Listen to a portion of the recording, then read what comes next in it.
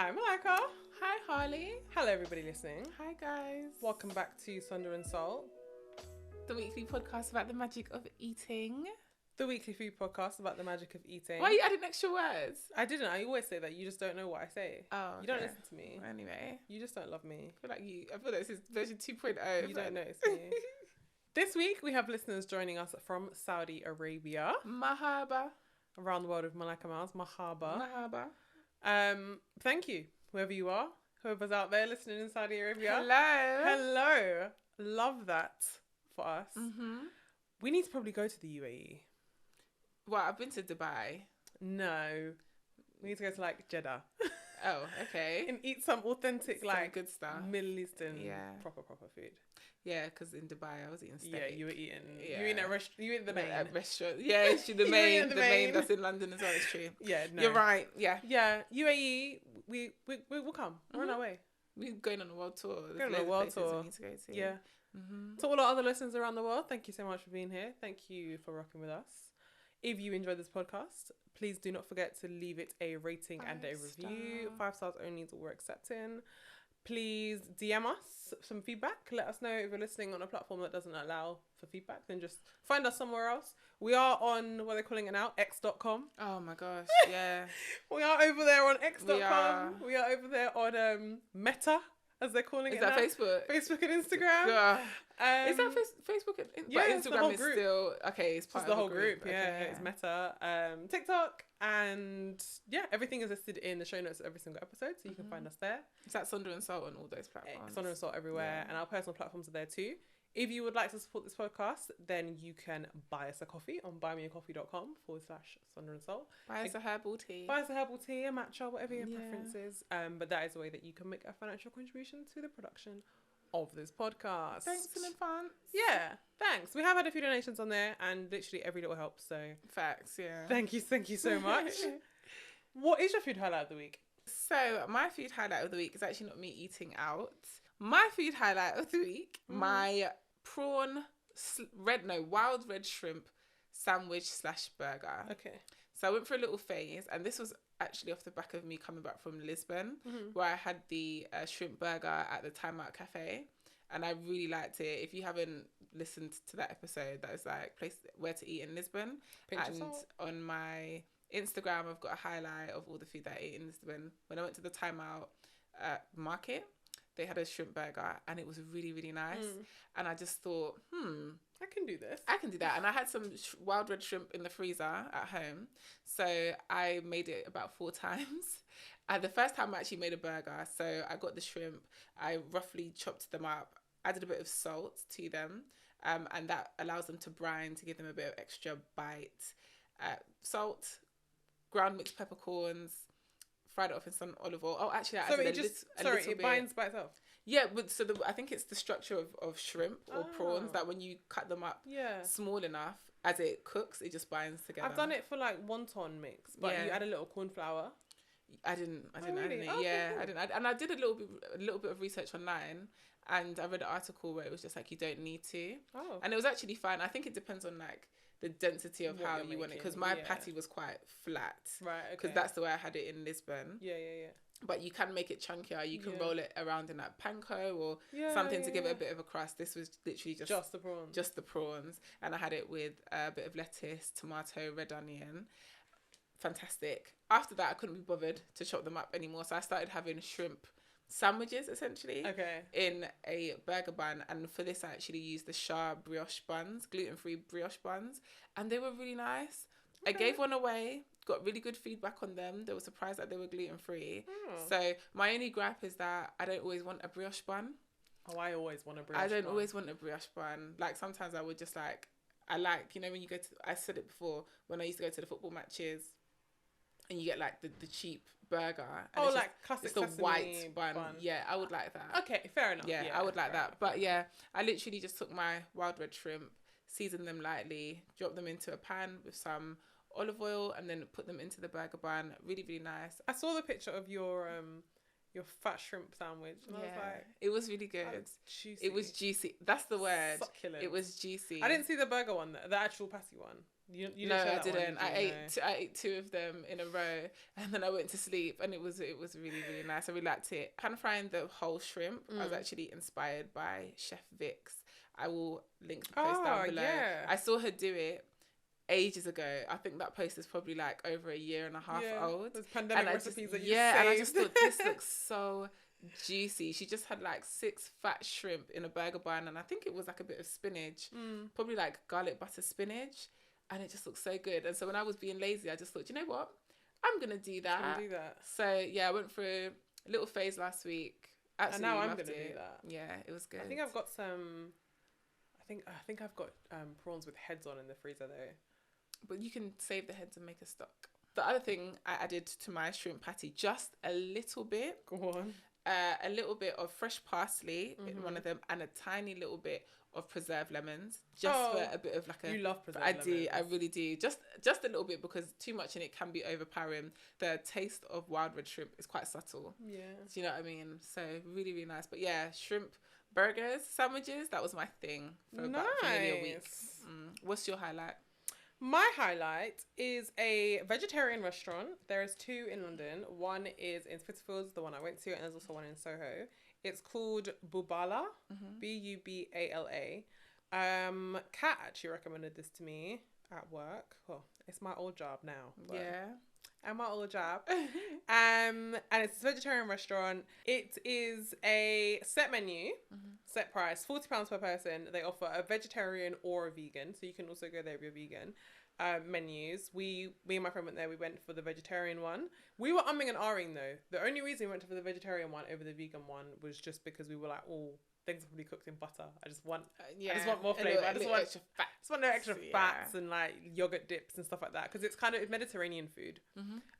But there were things on the vegan menu. So what I really liked is that the vegan menu was not just veganified of the vegetarian one. It was just actually a whole different new menu. Food. Okay. Not entirely. Like there were some things that were on both, but they didn't. So one dish on the menu that we had was like a halloumi steak, for example. You can't vegan that. So instead, they just had an aubergine dish. You'd be surprised. Yeah, I would be bloody surprised. But yeah, it was just a different menu. So we were like, oh, actually, we do want aubergine, but it's on the other menu. So But we ended up getting the vegetarian one.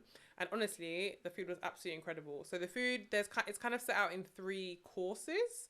So you do still get a kind of small plates. That's all you have to say. They're all small plates. They're all bloody small plates. Small plates. But in terms of like, there's like nibbles. So the first thing that comes out is a pickle plate. Honestly, a dish the size of the palm of your hand of little pickles of like cucumber, carrot, I think radish. Really, really nice. Not too vinegary, not too pungent. It wasn't sitting in liquid. They were just actually pickled vegetables. And that comes out with lafna bread, labna, and hummus. You know, labna. So this was labna with confit garlic and za'atar on top. It wasn't just like the plain labna, because I find it quite flavourless. Well, it just tastes a bit milky to me. With confit garlic, like that. Yeah, that is probably really nice. Za'atar, is that how you pronounce it? Za'atar, yeah, which is like a spice mix. It's like a spice mix, but it's like a green spice mix. Like it's a herb mix. I think it is a herb not mix. A spice mix. Yeah, it's a herb back mix. on our but it's got seeds spices in it, right? It does. It does have seeds in it. I mean, it's a regional mix. It's like Mediterranean and like Middle Eastern. Seasoning mix. Yeah. But I love the flavour of that. I discovered that around the same time I discovered harissa, and I was like, wow, the flavours are melting on my tongue. Yeah. Like, there's a lot going on. So yeah, bread with the pickle and the 2 dips. We literally were wiping up the hummus. It came with with burnt butter and pine nuts. Ooh. So absolutely delicious. And then the next kind of mini course of the small plates that came out were oyster mushroom skewers, smacked cucumber with tahini and chili crunch, and then the halloumi. And the halloumi like chunk was in black seed honey, like Egyptian black seed honey, which just, it took me somewhere. Because my mum used to buy this black seed honey from, I think it's like the Borough Bees or something, some honey that they sell in Borough Market. We used to buy the turmeric one a lot as well, but the Egyptian black seed honey, I might have to buy it online tonight. Turmeric honey? Yeah. I'd love to see it, because I know there's a brand that I've bought before where it's raw honey, and they've got an Egyptian black seed one, and they've got it's like a white label. Yeah. Are they based in Walthamstow? They might be based in Walthamstow, but they were selling out of Borough Market. But anyway, I need to go and order that again tonight, because the flavour of that with the halloumi was so good. Massive chunk of halloumi there. And because we still had we actually got an extra bread from the first course, and we just kind of had that as we were going along, because those 3 small plates are carb free, which is fine, but we still had hummus going. Like, we got another one and they were fine. They gave that to us. And then the last kind of little trio of dishes was courgette with whipped feta, harissa, ginger, and tomato confit. Butter lettuce with sesame, tamari, and tomato crumb, and then confit potato latkes. Is that how you pronounce it? Latkes. I think so. So basically, like, they were very potato cakes. Yeah, but they were not like the ones I've seen. Like, there's a Jewish lady I follow on TikTok, and she shares hers. They were not like that. They kind of were just like little squares of potato confit, almost like the ones that they have at Quality Chop House. I don't know if you've ever seen those, where they're just kind of like chunky, dauphinoise potato, like that kind of thing. They were really, really good though. With this little dip, which had Aleppo chili on top of it. I love Aleppo chili. Really, really nice. Everything was honestly complimentary. Compliments to the chef. What are you saying? 10 out of 10. Ooh. I know you're not saying 10 out of 10. What went wrong, or what could have been done better? Honestly, 9 out of 10. So what could have been done better, Harley? What's the one point? It can always be better, innit? Like, it just can be. I guess you could. Okay. To give something 10 out of 10 on the first go, you can't even measure them on consistency. Yeah, exactly. Yeah. The wait, in terms of staff there, amazing. It was not a staffing thing. They were super polite, explained stuff to us, really attentive. It's quite a small restaurant, so you were like in the eye line of someone at all times when we needed something, when we wanted extra drinks. Drinks wise, so they do some margarita, they do a couple of cocktails, but we weren't drinking, so we got their, I can't remember the name of them now, but they do these sodas. They've got a name and they've got a little description because they make their own in-house fruit syrups. So the first one we got was a mango one, which is like this mango syrup with soda water, but it's like it's got sage on it as well. Good. So it's kind of like, really, really nice. And then the second one I got was, I think, the strawberry or watermelon one, which is really nice. But it's like, it's a cordial with soda water, do you know what I mean? But it was just the concept of the fact that that syrup, that flavour was made in-house. Like, that's part of the process of how they limit their waste and stuff within. And it's also, I think it was a concept that was thought up by the staff. It wasn't something that was originally supposed to be on the menu. So had I tried the cocktails, which probably would have been amazing, 9.5. Okay. No, honestly, so good. That was my food highlight of the week. We have another one though. Yeah. We have one that we shared, an experience that we shared for the topic of today's conversation. We're talking about pizza. So on the last episode, we spoke at length. Yeah. About gluten and dairy. 2 of the biggest components of pizza. And in doing that episode and the research and everything that went into it, we were like, yeah, we should do these things and limit these things and whatever, but we don't. Yeah, sometimes we do, but sometimes we just want it. We just want it. Yeah. So this is the follow-up to what potentially sounded like a bit of a rule-heavy episode. Yeah. To be like, actually, eat what you love. Well, this is why I say I'm gluten avoidant. Eat what you love. But our shared experience is kind of us doing that. So we went to, well, I was taken to for once. Like, actually was like, let's go somewhere together, and I was like, anyway, Cafe Coco, which I've mentioned before. You mentioned before. I think it was your highlight one day, and it was about their gluten-free pizza, and you were like, they absolutely was hitting. So we went. Yeah.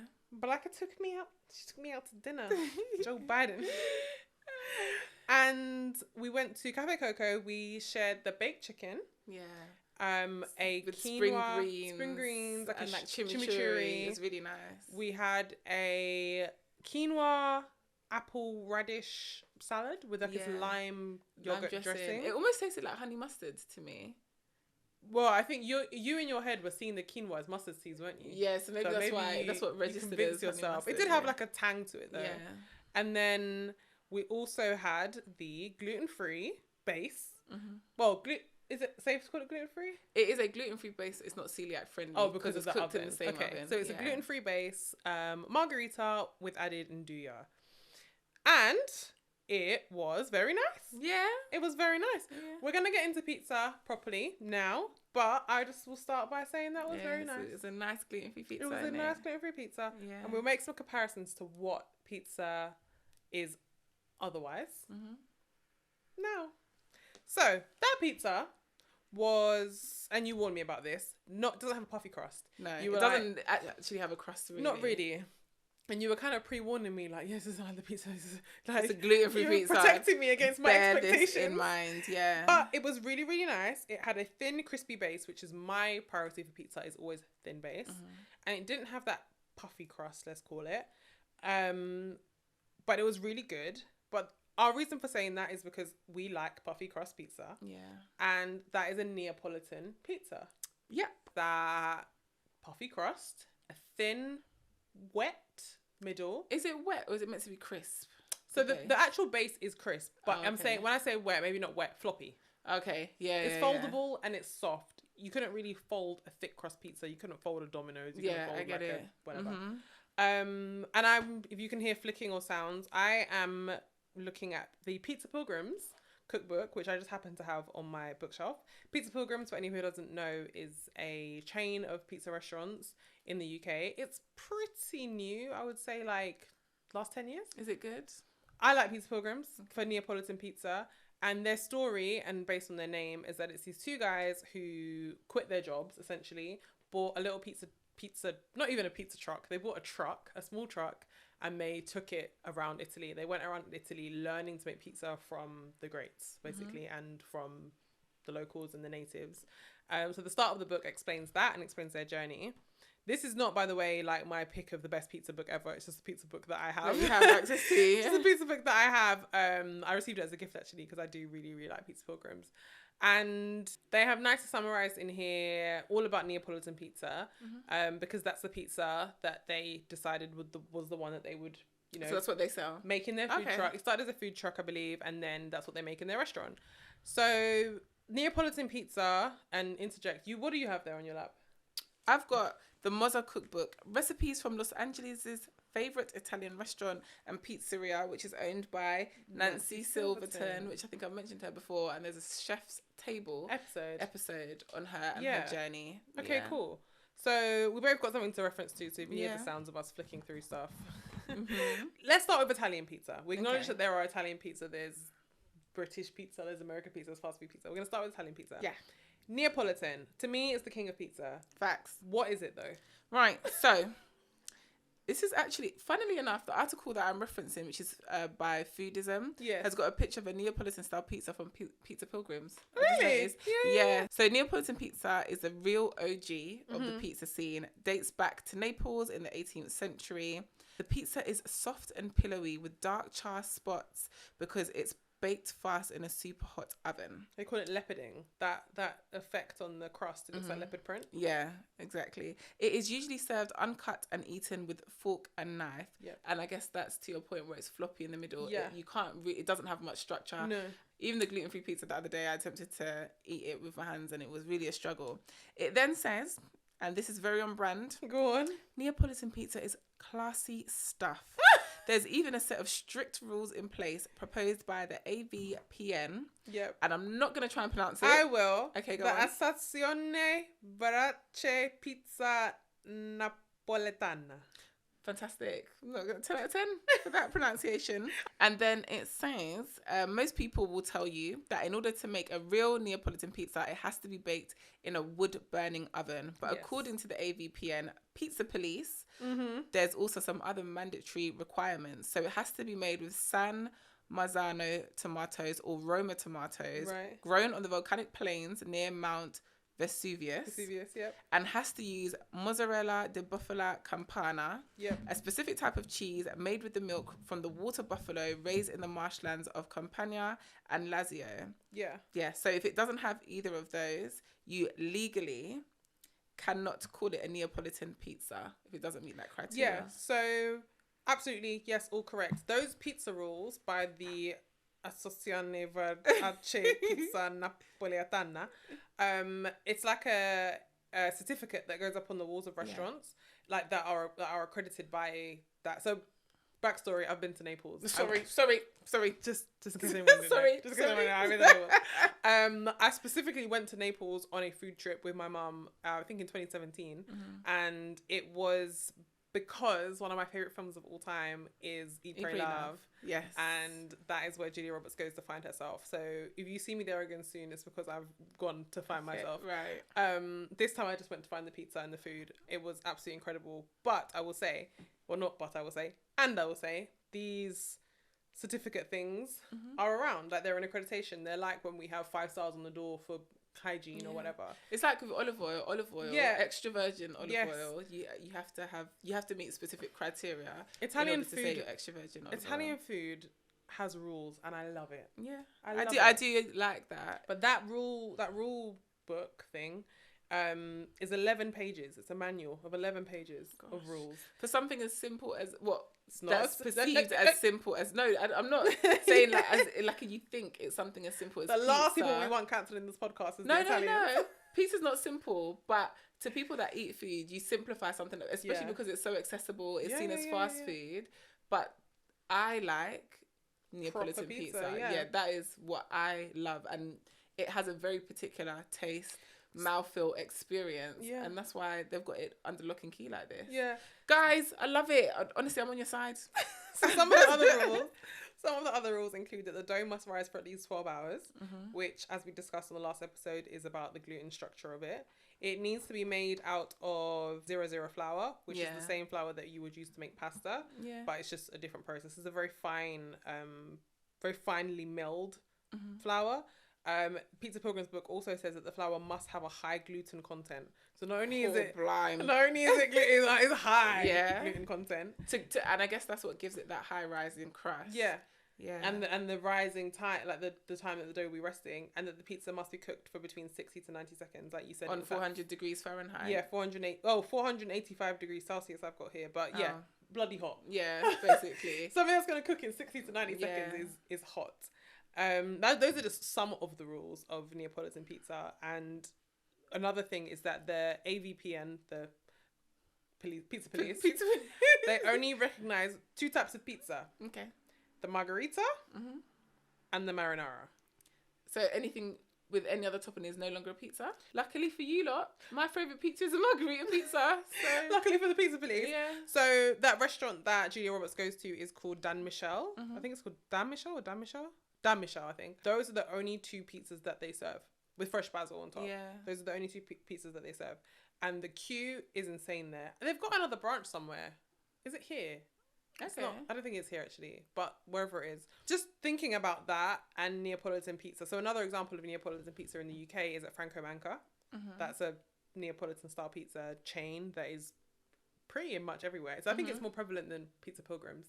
I think so. Yeah, I think Franco Manca is in a lot more places. They probably, if they call themselves Neapolitan pizzas, import their ingredients. Well, you have to, by the sounds of things. Tomatoes and cheese produced in very specific regions. Specific ways, yeah. Which is why I guess at scale, there's no fast food pizza place that would allow... How many branches are there of like Pizza Pilgrims and Franco Manca? By now, Pizza Pilgrims, I reckon, is about 15, 18. Okay. Like, not a lot. Yeah. Franco Manca, I wouldn't know. Okay. But Pizza Pilgrim started very small. They're one in Soho. Yeah. The first one I went to. To be fair, you probably do need a degree of scale to make this work, because if you're transporting 6 tomatoes, it just doesn't make sense. It's true. So those are the 2 classic pizzas. Anyway, I love a margherita. I said this before. I don't remember what episode it was, but I said I just love a very simple margherita pizza. That is my favourite. And it's like a measure with of added success. enjoy now. It's now you love it's my thing. Pork. Yes. The margherita, like judging the place by its margherita, is how you know, like, if you've got good pizza going on. I'm pretty sure they say that in Eat, Pray, Love. It was like, this is the simplest thing ever. If you can't do this, then forget about it. There are so many other rules as well in Italian food and import, where you, even in supermarket, like prosciutto, it has to have a badge of approval to be called prosciutto. Parmigiano Reggiano. Yeah, come from a very specific region. Or else when you see like Sainsbury's or Tesco or any supermarket owned hard grated cheese. Yeah. Hard grated cheese mix or whatever, they can't actually use the names. So as you correctly said from your research, mozzarella di bufala campana. Yes. Which, to be honest, is quite common here. They sell buffalo mozzarella. Yeah. That's like, what it is. Everywhere. M&S, everything. Yeah. It's actually what I think restaurants are cheating us out of burrata with. You think so? I think places... Yeah. Okay, right. Yeah, for sure. Because it's creamier than mozzarella, but it's not burrata. Yeah. I know you don't like burrata, but I do like burrata. I don't like burrata. But anyway, that's the Neapolitan pizza. And the I saw an article about burrata the other day. Don't send it to me. Okay. Unless it's good. It was like this boring white sponge. Oh, blah, blah, blah, blah, blah. That's what they called it. I like it on my margarita, actually. So then That's not a margarita, babe. So when you're adding Nduja, is it still a margarita? No, it's a margarita with added Nduja. Yeah, so it's a margarita with burrata. On top of the mozzarella? I do what I want. Right, okay. Let people enjoy things. Okay, no problem. What happens if you like it? I love it. Of course, always. Thank you. Know what I mean? I'm just trying to understand. Am I missing out or not? Probably not. Another pizza that is from Naples, yeah, which is technically a Neapolitan pizza, just a different style, is actually the calzone. Oh, okay. Is it technically a... yeah, it's from Naples. What do you call it? Thingy Bob pizza. Thingy Bob. It is technically a Neapolitan pizza because it's from Napoli. It's from Naples. I went through a phase of eating calzone. So did I. Yeah. But at Pizza Express. So this was at judge me. Pizzeria Papagoni. I went through a phase of ordering calzone. I wouldn't order it now. I think it just appears in my mind too bready. It is bready. Yeah. I think because it's so folded as well. I think the inside bread is doughier. Yeah. Because it's probably to keep the structure as it's folded. It's folded. But I love the idea of it. When I first discovered it, I thought this is amazing. Like, this is so cool. But I can't say I love it now as an adult. Pizza Pilgrims, I don't know if they still do, but at a point they did like a mini calzone, but it was Nutella for a dessert pizza. Okay. Just like a small one. Obviously you'd be in a whole pizza, but they did a small Nutella calzone, which was really, really nice. So that's how I knew that it was Neapolitan, because they focus obviously on Neapolitan pizza. But the other Italian pizza style, which is kind of the opposing pizza style, I guess. You either are team Napoli or you are team Romana. So there's the Roman style of pizza, which is thin and crispy. And the toppings and the base should go right to the edge. Okay. Like right to the edge of the pizza. It's like a flatbread. Well, you know what it is? I've got a lot of time for a Roman pizza. That is actually my preference anywhere other than a Neapolitan pizza. So in terms of when I say that, I mean like at Pizza Express. Every time I know you don't like that. Every time you talk about Pizza Express, I was thinking, but what do you want from me? No, what do you want from me? Like it, I love it. Exactly. Yeah. So at Pizza Express, they sell their standard whatever Pizza Express pizza, and then they do the Romana pizzas. Oh, that is the style that they're serving. Okay. They do two, so you can get any flavor on either the standard Pizza Express base, franchise base, or you can get a Romana, which is thin and crispy and right to the edge, and that is my preference. Why? Because I like thin and crispy pizza. Okay. I don't like puffy. Okay. Oh, so do you like the puffy crust on a Neapolitan pizza? Yes. Because the majority of it is thin and crispy. It's thin and crispy. Okay. Yes. And also I like the chew. I like the puffy chew of that Neapolitan crust. I don't like, for example, and I know we're going to talk about fast food, but I don't like Domino's regular. No, Domino's is like, it's just that airy, bready, that stuff. I don't like it. So it's not about it being thick or thin specifically, but it's just like, to me, the pizza dough is a carrier for top. It's a ratio game. Okay. It's a ratio game. I get it. Yeah. And if it's just spongy fast food pizza, I'd rather it just not be. So whenever I'm ordering pizza that isn't what I consider the goat pizza of Neapolitan pizza, I'm gonna go thin and crispy because the base just needs to. I think pick up the least space in this pizza. Yeah, I think the gluten-free pizzas are very much like Romano pizzas then, because they just don't have the ability to give that crust on the edges, but they generally, because they cannot be anything other than thin, are quite thin and crispy in the base and tend to be taken to the edge to kind of mask the fact that there is no real crust going on. Yeah. So the Pizza Pilgrims book says a slice of Roman pizza should be crispy enough to stay rigid when picked up.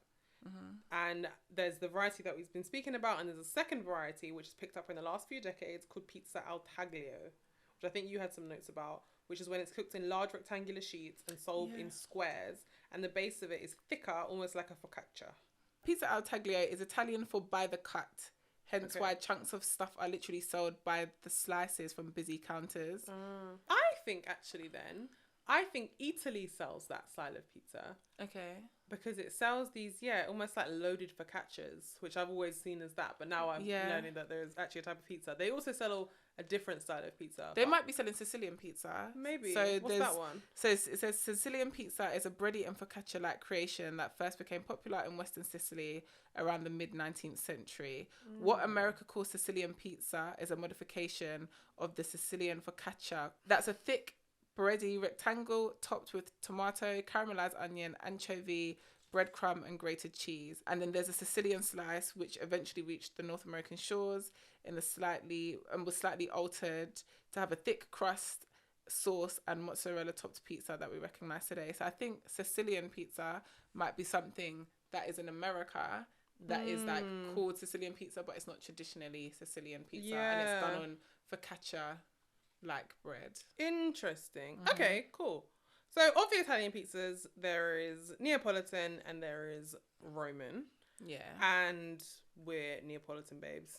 Facts. Sounds of it. Yeah. So when we do cross the pond, which we do quite often, and we end up over there in the US of A, what's your vibe? Generally, I like just a New York style pizza, and this is characterized by its large size and thin hand tossed base, and you see them in the windows tossing it around. It's sold as individual slices, baked in a 288 degrees Celsius gas-fueled deck oven directly on the hearth, and topped with simple crushed tomatoes or lightly seasoned sauce and low moisture mozzarella.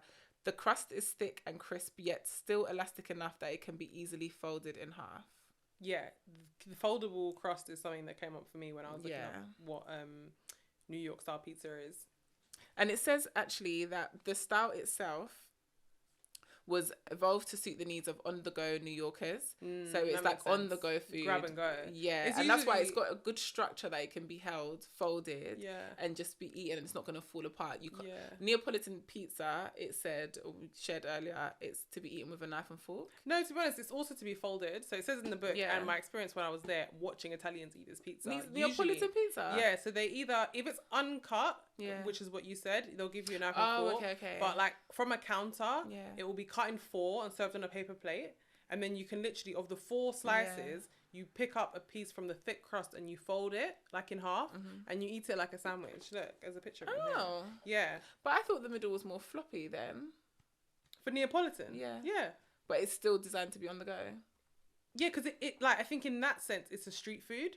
Okay, fair enough. I don't really like folding my pizza in half, you know. I guess it kind of depends where you... When I'm getting towards the last couple bites, I will fold it, but I prefer not to. Maybe that's just me being greedy, because I just feel like it finishes quicker when I fold it. So in the Pizza Pilgrim's book, it says the Napoli fold. So pizza is served whole with a knife and fork, like you said. If you're on a date, you will eat your pizza with tiny little bites. On the other hand, if you're with a friend, you'll cut it into 4 slices, which can be folded in half, or even 3. These perfect pizza parcels are then unceremoniously stuffed in your mouth without depositing toppings all over the table. Lovely. It also says that the New York style pizza is a derivative of the Neapolitan pizza. Today, the dollar slice is still the dominant style eaten throughout New York, New Jersey and Connecticut. Would love to know, of course, went to America in the 1900s, early 1900s, due to an influx of Italian immigrants. The first pizzeria is Lombardi's in 1897. I don't actually know if it's still open. Lombardi's, I'm pretty sure Lombardi's is. Roberta's is another one that's like a legacy one in Brooklyn that I've been to. I don't even know if you can still get pizza for $1. I don't think you can in 2023. That's actually so true. I actually don't think you can. I feel like it's like $2.50 or something. I could be making that up, but I feel like the last time I went to New York, I tried to get $1 pizza, and it's literally called the dollar slice, but it doesn't cost $1. Well, that's like they've got this new propaganda out, and they were like, a 99 was never 99p. I was like, yes, it was. Yeah, it absolutely was. It might not be why you named it that, exactly, but that was the price.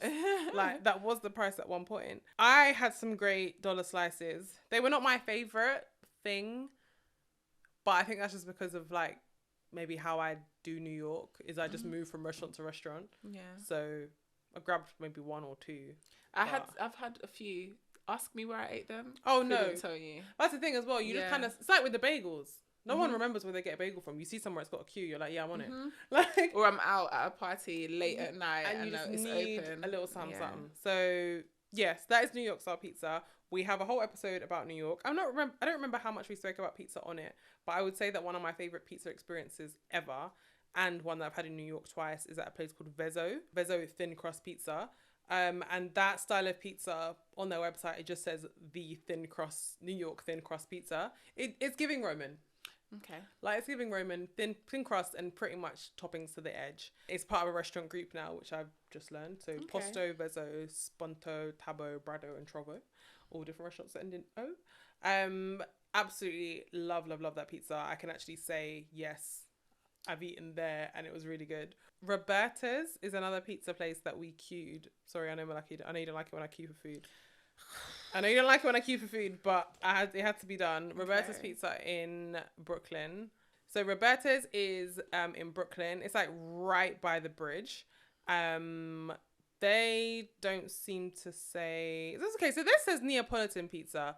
The only reason... Neapolitan style or Neapolitan pizza certified? Okay, style. Okay. Because it says Roberta's Pizza takes inspiration from New York pizza for Neapolitan pizza. Yeah, because you people ain't 30. That's why. You're not 30, but also I think it's the Americanism of it. So this pizza is about 18 inches. Right, okay. Do you know what I mean? Like, it's about 18 inches. I'm pretty sure one of the rules of the Neapolitan pizza is the size, because it's something to do with the weight of the dough or the size of the dough or something.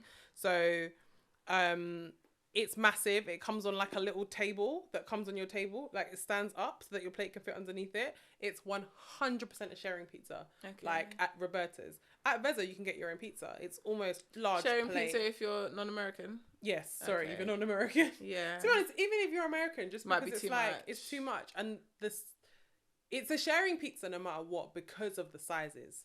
So if you're there as 3 people, you just get the extra large. Mm-hmm. But there's no way in that place each person is ordering like a medium. Okay. Do you know what I mean? It's a sharing pizza no matter how you look at it. It's just the sizes get bigger rather than ever small enough for one person to eat one. That pizza is incredible. Absolutely worth the queue. I think we queued for about 45 minutes. You can't reserve. you can't make a reservation, or you couldn't anyway. Times have changed since I went there. Would I have queued for pizza? I don't. But the only reason we queued for pizza is because we absolutely had to go there. Like, we went there knowing there would be a queue, intentionally. Like, I'm not leaving this country until I eat this thing. Okay. The thing is with meat and pizza, it wasn't, growing up, it wasn't seen as a substantial meal. It was seen as a snack in my household. So when we used to go to like Pizzeria Papagoni, I think they probably did do Neapolitan style pizza. That's why I like it. Can't say it's certified. Yeah. I don't know. By the time, like, I think I said this with Italian food on our pasta episode, by the time I got to the age where I was going out to eat independently, it wasn't something I lent into, because by then I'd already developed some kind of intolerance. Okay, fair enough. And so pizza was something I ate rarely. Yeah. And the dollar slice in New York is something that I would eat late at night because they were open. Little or just pleasure. Yeah, exactly. But I can't say that I've ventured out to go and get pizza, which is why the one at Cafe Coco makes me happy, because getting a gluten-free, I can have a whole pizza, no wahala. And that's not something I've been able to do for a while. So pizza is one of my love languages. I think you did say this on our Valentine's episode, food love languages. It is probably like of my food love languages. Good pizza is up there. Like, especially when you are sharing the pizza. I think it's everything we spoke about with food love languages, like sharing, physical touch, like when you were saying like feeding off each other's plate. It's always in the pizza. Like, even having a pizza in bed, like whatever, like, do you know what I mean? It's like hungover the next day, caught up in this. Pizza is a weapon of love. And as well, I think I have so many like love-filled memories of it, like platonically too. So like, once we were 16, 17 and our parents would go out and let us like have our friends over without anybody around, we couldn't cook, so we'd have pizza. What were you ordering? We would either buy Sainsbury's pizzas and garlic breads and just do them, because we also didn't have any money.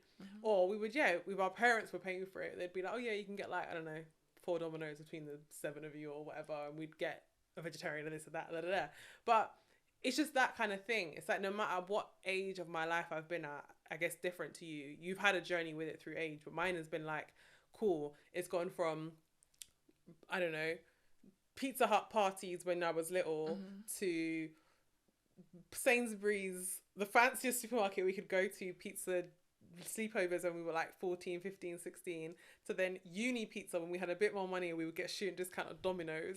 So then it was like, go to Naples and experience Neapolitan pizza and love it and learn about it. And now it's like, okay, eat in pizza restaurants and specifically leave the country and go and eat pizza where you want to eat pizza. So I love pizza, which is weird and funny because I don't love cheese. Like, you know what, Harley? No, but not saying I love cheese. I love the cheese that's on pizza, but I'm not someone who eats hard cheese. Your asterisks that you have against the foods that you like, I love. It's just giving creamy sauces, sweetheart. So I get it. I gave up on you a long time ago. Don't love pizza, which is funny because I don't love cheese. No, but I'm not a cheese bored person. I'm not a mouse like that. Like, I like enough cheeses to be able to enjoy pizza. And when I taste pizza and cheese and pizza, I'm not like, cheese. I'm just like, this is it. But the cheese you like on the pizza, it's buffalo, right? Sorry, mozzarella. Mozzarella. And those are quite neutral cheeses. Exactly. So it leads me to believe that I don't love cheese. After all of that flavour talk that we did over the last 3 episodes or so, that it's the texture that the cheese lends to the pizza experience, maybe? No. It's the taste? It's the taste because it's the balance. Like, I don't like marinara. Do you okay, that's a stretch. That's a stretch. I'm not saying I don't like. But to me, pizza starts at margherita. Okay. Then marinara pizza is wild to me. That is a thin pan con tomate. Even like white pizza.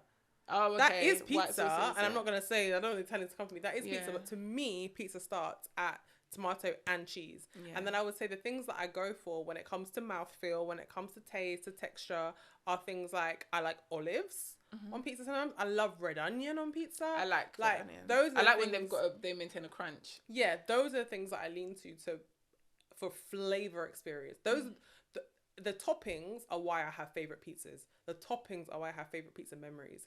But I would say that, I don't know, the love of cheese on pizza is like a texture. To me, it's the bare minimum. Like, it doesn't even cross my mind that that it would be pizza without cheese. It is not pizza. Without it's just not pizza. Okay, for you. Tomato on toast. Yeah. Or cheese on toast. Other American style pizza. Yeah. Chicago deep dish. Don't think I'm a big fan of that one. I don't love the idea of it. It looks like a pie, and it reminds me of Chicago town frozen pizzas, which were never real pizzas to me. They were never real pizzas to me because they were advert food. That advert is like Chicago town. Yeah. And there were so many adverts on as a child of things that I never thought were real, or things that I never experienced, like Hot Wheels cars. And like Polly Pocket. Do you know, just when you're a Polly Pocket. I got a Polly Pocket, but just stuff that was like a dreamland. Yeah. Like stuff that only existed on TV. And to me, that Chicago dish type pizza, I then saw like in American movies. It was just fake. I've never had one. It was fake food to me. I would have it when I'd go up to Wolverhampton and stay with my cousins for like the summer, and it would be something that my auntie would buy and throw in the freezer. So whenever we were like looking after ourselves, basically, it's something that we could safely cook, put it in the microwave, and we would be okay, type of thing. And then we'd have proper food later on. It wasn't real food. Yeah. So when I look at a Chicago style pizza, I'm willing to try, but like the crust looks like a quiche. That's what it looks like to me. I think it's a quiche. The one that I'm not willing to try. Well, I am willing to try it. There's a new one in Shoreditch actually. Actually, it's next to Bubala, and it's called Detroit Street or something. Yeah, I've seen it's Detroit style pizza, which is another style pizza. So Chicago, as we said, is resembling a pie filled with cheese toppings and tomato sauce, often in a high-sided pan. And then Detroit style is square-shaped with a thick, airy crust, crispy edges, and the toppings are placed in reverse order. Okay. The cheese is on the bottom and sauce is on the top. Yeah. I look at them as snack pizza. That gives me grab-and-go pizza, but it also gives me like lunch. Okay. It just looks like a lot of bread. I need to see a picture of it. Have you got a picture of a Detroit style pizza? I can show you the one that plays Detroit Street or whatever. And it's square, right? Rectangle. Yeah, it looks like this. Oh, okay. Yeah, that just doesn't give me pizza vibes.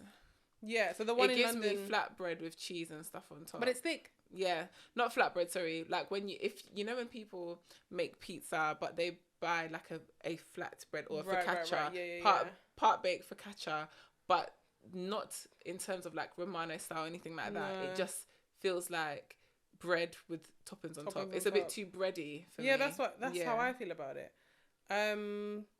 But yeah, that's a Detroit style pizza. There is also California style pizza, which apparently is a lighter, healthier version of innovative pizza toppings, like things like avocado, arugula, which we know as rocket, and goat's cheese. I don't want no avocado on my pizza. I don't understand that at all. And then there's also barbecue pizza. So barbecue base? Yeah, there's a whole world which is... we have to differentiate. Now we know the difference between barbecue and barbecue flavored. Yeah. BBQ. There's BBQ. Yeah, BBQ base pizza. I love a barbecue base. I do love a barbecue base. Yeah, but it's often chickeny. Yeah. Chickeny pizza. I like a porky pizza. But I've had both. I was gonna say I've seen barbecue based pizza with pork bits on top. Yeah, but I just feel like when it in my head best with chicken. I think if you walked into a place and it said like barbecue pizza, it's probably gonna have little chicken chunks on it. Yeah. Maybe sweet corn. In my head, okay, it's got sweet corn on that it. sounds like something that they sell at like Domino's or Papa John's or something. What about pineapple on pizza? Pineapple pizza? I like pineapple on pizza. But what I don't like is Hawaiian pizza. So what are you pairing the pineapple with, please? The barbecue base. I feel like that's a lot going on. Sweet pizza. It's not something I would go for, but you know when it's just it's like the number one hinge line. It's like pineapple on pizza. It's like there are worse problems in food than pineapple on pizza. I don't love it. I think I'm impartial. I don't care. It's not something I would ever go for. So I just don't actually think about pineapple on pizza. So there is pineapple on pizza. What are other pizza pet peeves of yours? Or do you have any other pizza pet peeves? Not too many. But I don't like... This is probably more of an issue of TikTok. But when people are doing like, quick, easy pizza meal prep and they're using a tube of tomato puree, I think it's because I like a margarita pizza or margarita style pizza, a lot of the flavour is in the tomato base. And so tomato puree, there's nothing in that. Do you know, it's giving absolutely nothing. Tang. Yeah, I think it's horrible. And I don't like to see it. It just annoys me. I've shared this before, the Muti Solo Pomodoro pizza sauce. Oh, yeah. Yeah, I really, really like that. It tastes really good. Glass jar? No, it's in a tin. In a can. Yeah. That's my only gripe with it. That when you open it, you have to put the rest of it in the freezer. So I have seen the like commercial cans of that in Italian restaurants and pizzas that I've been to, pizzerias that I've been to. Yep. I also don't like pizza with any other cheese other than like mozzarella and probably like Parmesan. There's some cheeses basically that just don't belong on pizza. Yeah. Red Leicester. Oh. Cheddar cheese. Yeah, all of that kind of stuff, not for me. I'm not really a fan of like... I just like a simple pizza. So I think when they start putting things like blue cheese, can't say that I love it. But you see things like Red Leicester, anything grated. Yeah. Like grated cheese and pre-grated cheese on a pizza, no bueno. Because... You want to pull... The thing is with... pre-grated cheese, it's coated, yeah. And so it just doesn't melt the same, and you can see the little lines, the little ridges where they originally were. Yeah, and I don't like that. So those are my two really pet peeves. Oh yeah, and like super thick stuffed crust, all that kind of stuff. Oh yeah, no, gimmicky stuff like that. I don't like that either. I would say what I don't like, my pet peeve of pizzerias more than pizza, is when what you serve me wasn't listed there. Like every pizza topping counts. Okay, fair enough. I get that. Don't generalize the description. So like, and then it turns up and it's got something on it that was not described. You sending it back? I'm sending it back. Okay, fair enough. Because it should only take you 60 to 90 seconds to whip me up a new one. Whip me up. I just don't really like stuff like that. And I also don't really like cooked greens on pizza. So like if you're gonna add like rocket or spinach or something to a pizza, it needs to be after. I don't like hot greens. Yeah, on pizza. Sure. I don't like hot greens. To be honest, I don't really like greens. Pizza is not really a time That's for greens. That's like salad. I don't want that hot at all. It's not really a time for greens. But no, I don't really have many pizza pet peeves like that. I personally, there are things I don't like. Like, I don't like the anchovy pizza. I was going to say anchovies, yeah. But that's just a preference. I don't like that. Like, I think anchovies, when they're just whole like that, don't like it. My mum loves the anchovy pizza. My mum's actual Domino's pizza order is tuna and anchovy. That is OD, mummy. With black olives? I could dig out her order because I'm probably the one that does it, but I don't think it's got olives on it. Mine usually has olives. I don't like Domino's, you know, and I think it's the overly cornmealed crust that I don't like. So I prefer Papa John's. Domino's is my fast food of choice. Really? Yeah. Papa John's, I find their base and their crust to just be more neutral. I can literally see the cornmeal. I love it. I don't like that. And I even love watching them make it. I love the way it slides across the cornmeal on the counter. I don't like it. Yeah. Oh, I love Domino's. No, and I just feel like it binds me. I don't know. It binds you. I feel like when I have Papa John's, I don't feel as like affected by the gluten. Whereas I find Domino's just feels more. It feels more glutinous, the base, to me. Papa John's feels a bit more like just like a bit drier. Fair enough. Can't explain it, but I prefer Papa John's. Fair enough. Not Pizza Hut. No, them men are dead. No, Pizza Hut, they're dead. You know what though? I don't like Pizza Hut. I can't say I've ever ordered Pizza Hut myself, but there's something about the smell of Pizza Hut. It's nice. That is nice. Yeah, it's nice. There's something about walking past Pizza Hut, and I run past one actually as well some days, and I always forget it's there because I don't order Pizza Hut, and then my nose is like, Pizza Hut, like, wake up. When I was younger, I liked Pizza Hut, and particularly in uni, in my second year, I lived across the road from Pizza Hut. Yeah. So I would get like the meal, like student meal deals. Right, yeah, that was Domino's. Chicken wings and that. Was a Domino's right by our uni building, so we would get that or Subway. But I would now it's. Do you know at one point when Pizza Hut revamped, they went through like a little phase where it was actually not too bad, and the lasagna was really nice. That's one thing I would say about Pizza Hut. Is that people go to Pizza Hut for other things. People go to Pizza Hut for the salad bar. Yeah. Like, it was a thing when I was young. The Pizza Hut salad bar was like a thing. The one in Beckton, which was the one in my house. Like, we would go to it. I don't remember much about it. It's where anybody I knew would have their Pizza Hut party. And something about the smell of it and the salad bar was nice, but then people would put different scoops in the salad bar, and it would do my head in. Salad bars are hard to manage. It would do my head in. The one in Wood Green. Oh my god! When I was growing up, the one in Wood Green, it was just always hollandaise sauce everywhere, sweet corn everywhere. Must have been about 5, just sitting there rocking back and forth, like, what is going on? I think when we our last day of school, when we were 16, went to Pizza Hut, and we just sat down. It was like a cheap meal. We went to TGI's.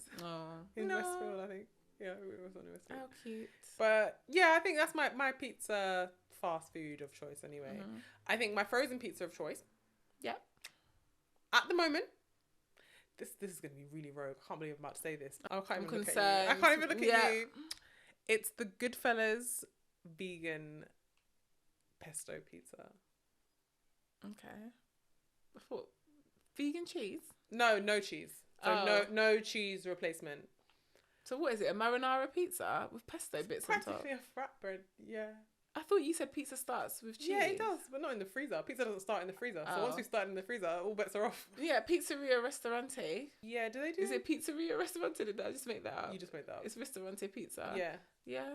The Dr. Oetker Ristorante one was the one that what you said about when you go to your family and they put something in the freezer for you. If I called my mum when, I don't know, some holidays, whatever, there's no food, there's pizza in the freezer, it would be a Ristorante, either fungi pizza, and I'd be like, there's only your one left.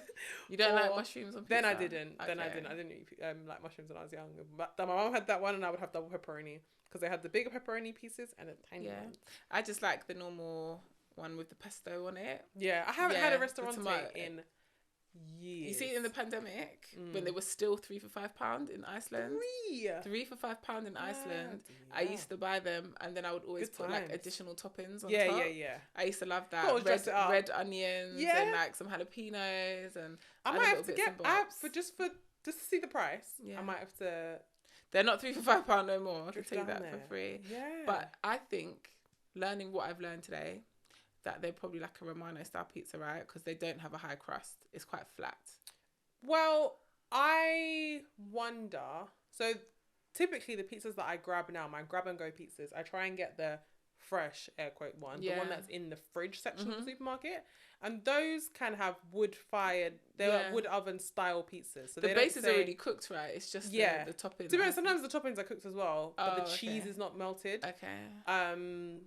Yeah, because there's definitely someone there that got like chicken and stuff. You put it in there for 12 minutes. It doesn't cook chicken in 12 minutes. It's true. But that's like, they call that wood oven style pizza. I guess they're legally not allowed to call it Neapolitan style because they don't have the pizza police accreditation. And the pizza police are never going to have Neapolitan style pizza in the fridge. Exactly. Yeah. So that I like. That you get a puffy vibe. But I think that's because it is partially cooked and fresh. Okay. I don't think, based on my limited interactions with gluten in my entire lifetime as a baker, it would be possible to freeze that structure. But it would probably have to be completely raw then. Because it would shrink in the freezer. Things shrink or expand under those conditions. So if I got like part baked bread, it's only going to keep the form that it has in that moment in time. It's not going to rise. Yeah. Okay. Science for ya. This is speculation, I guess. No, because I know that you can freeze sourdough starter. Yeah. Because you've frozen it in time. You've frozen it. It's you've frozen it as it is. Oh, okay. And then you can make it whatever you want. Yeah. But I don't think you could freeze pizza dough. I don't know. Okay. Questions that need answering. But yeah, no, there isn't, to my mind, a Neapolitan style pizza that comes in the freezer. I don't think so. If there was, I probably would know. Probably. So I think that's quite a lengthy conversation about pizza. Mm-hmm. My love of my life, true love language number 1. We have touched up on a few things about Italian food here that we need to pick up on. Just in case you didn't know, I have been to Italy. Right. I have been to Italy. Never knew. Really? Yeah. Oh, tell me more. Joking. We will have to pick up that conversation another time, maybe after a little field trip. Mm-hmm. But thank you so much for listening. If you have enjoyed this podcast, please do leave a review somewhere, rating and review. It really does mean a lot to us, and it really does help the podcast. So we can go to Italy and bring back all the content that I can get to Naples, so Harley can stop beating me over the head with that trip. Whatever. Thanks for listening, guys. We'll catch you on the next one. Bye, guys. Bye, guys.